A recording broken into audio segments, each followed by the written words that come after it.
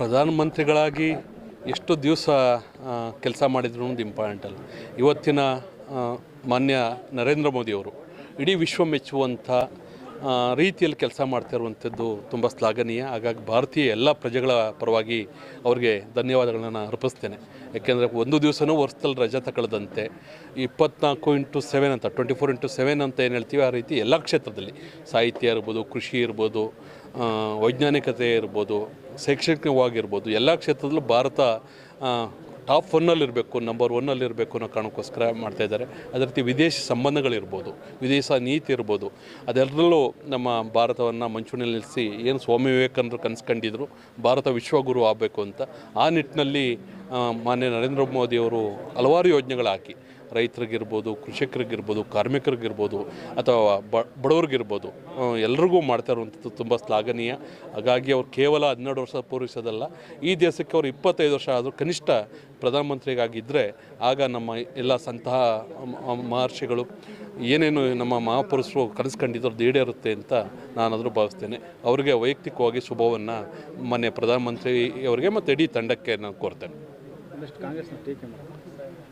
ಇಲ್ಲ, ಟೀಕೆ ಮಾಡೋದಕ್ಕೆ ಸಲುವಾಗಿ ಟೀಕೆ ಮಾಡೋದು ಬೇರೆ. ಕಾಂಗ್ರೆಸ್ ಸರಿಯಾಗಿ ನೆಹರು ಅವರು ಇರಲಿ, ಇಂದಿರಾ ಗಾಂಧಿ ಅವರು ಇರಲಿ, ರಾಜೀವ್ ಗಾಂಧಿ ಅವರು ಇರಲಿ, ಅವರು ಸರಿಯಾಗಿ ಕೆಲಸ ಮಾಡಿದರೆ ಇವತ್ತಿನ ಮೋದಿಯವರು ಕಷ್ಟಪಟ್ಟು ಕೆಲಸ ಮಾಡೋ ಅಗತ್ಯನೇ ಇರ್ತಿರ್ಲಿಲ್ಲ.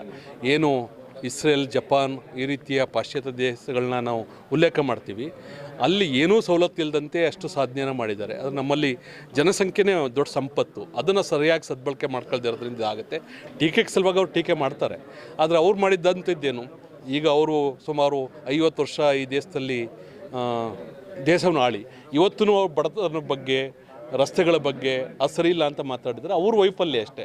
ಅದನ್ನು ಕಳೆದ 12 ವರ್ಷದಲ್ಲಿ ಅಥವಾ ಅಟಲ್ ಬಿಹಾರಿ ವಾಜಪೇಯಿ ಅವರು ಇದ್ದಂಥ ಆಗ 6 ವರ್ಷದಲ್ಲಿ ಸರಿ ಮಾಡುವಂಥ ಪ್ರಯತ್ನವನ್ನು ಮಾಡ್ತಾಯಿದೆ. ಅವ್ರಿಗೆ ಇಡೀ ಸರ್ಕಾರಕ್ಕೆ ನಾನು ಅಭಿನಂದನೆ ಸಲ್ಲಿಸ್ತೀನಿ. ಅವ್ರು ಟೀಕೆ ಮಾಡ್ತಾ ಇರಲಿ, ಅವ್ರು ಟೀಕೆ ಮಾಡ್ತಾ ಏನಾಗಿದೆ ಇಡೀ ದೇಶದಲ್ಲಿ ಅನ್ನುವಂಥದ್ದು ನಮಗೆಲ್ರಿಗೂ ಗೊತ್ತಿದೆ. ಈಗ ಸೌತ್ ಇಂಡಿಯಾಕ್ಕೆ ಮಾತ್ರ ಸೀಮಿತ ಆಗಿದ್ದಾರೆ. ಇನ್ನು ಬರುವಂಥ ಚುನಾವಣೆಗಳಲ್ಲಿ ಆ ರಾಜ್ಯಗಳು BJP ಗೆಲ್ಲುವಂಥ ಎಲ್ಲ ಆಶಾಭಾವನೆ, ವಿಶ್ವಾಸ ನಮಗಿದೆ.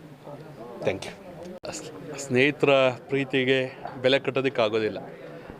ನಾನು ಮೊದಲು ಹೇಳ್ದಂಗೆ ಹುಟ್ಟುಹಬ್ಬ ಆಚರಿಸುವಂಥ ಪದ್ಧತಿಯನ್ನು ಇಟ್ಕೊಂಡಿಲ್ಲ.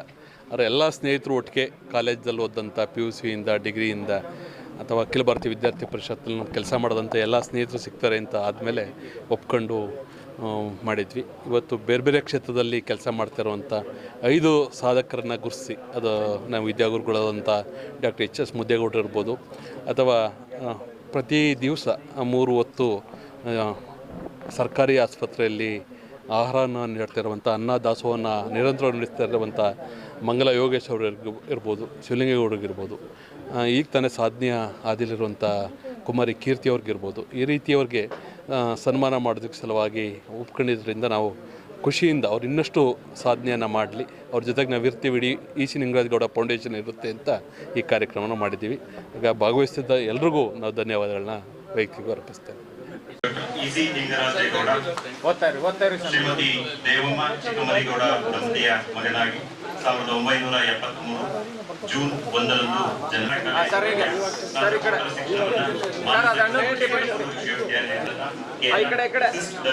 ಗ್ರಂಥಪಾಲಕರಾಗಿ ಕೂಡ ಕರ್ತವ್ಯ ನಿರ್ವಹಿಸಿದ್ದಾರೆ.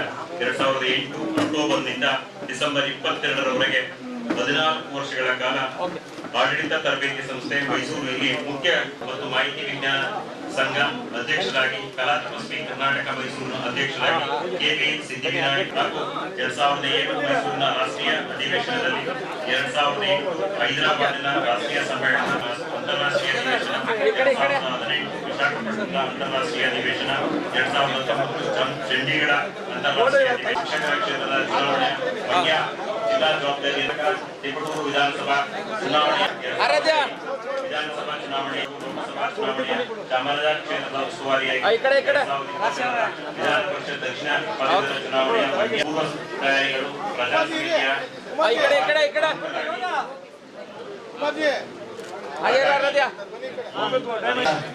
ಎಲ್ಲ EC ನಿಂಗರಾಜಗೌಡರ ಆತ್ಮೀಯರು ಹಾಗೂ ಭಾಜಪದ ಎಲ್ಲ ಅಕಾಡೆಮಿಕ್ ತಂಡ ಕೂಡ ಆದಂತ ಶ್ರೀ MRM ಅವರು ಮತ್ತು ಅವರ ತಂಡ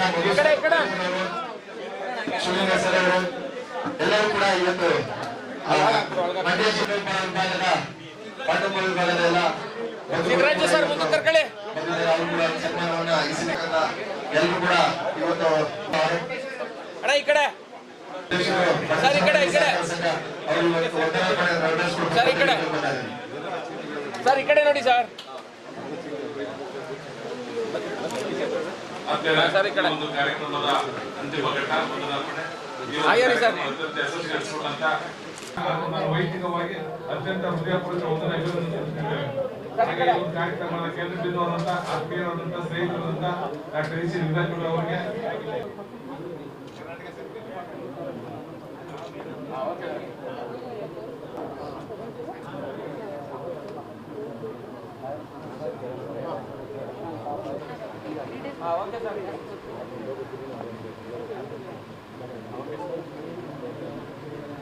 ನಮ್ಮ ಯೂಟ್ಯೂಬ್ ಚಾನೆಲ್ನ ಸಬ್ಸ್ಕ್ರೈಬ್ ಆಗಿ, ಲೈಕ್ ಮಾಡಿ, ಪಕ್ಕದಲ್ಲಿ ಕಾಣಿಸೋ ಬೆಲ್ ಐಕನ್ನ ಕ್ಲಿಕ್ ಮಾಡಿ.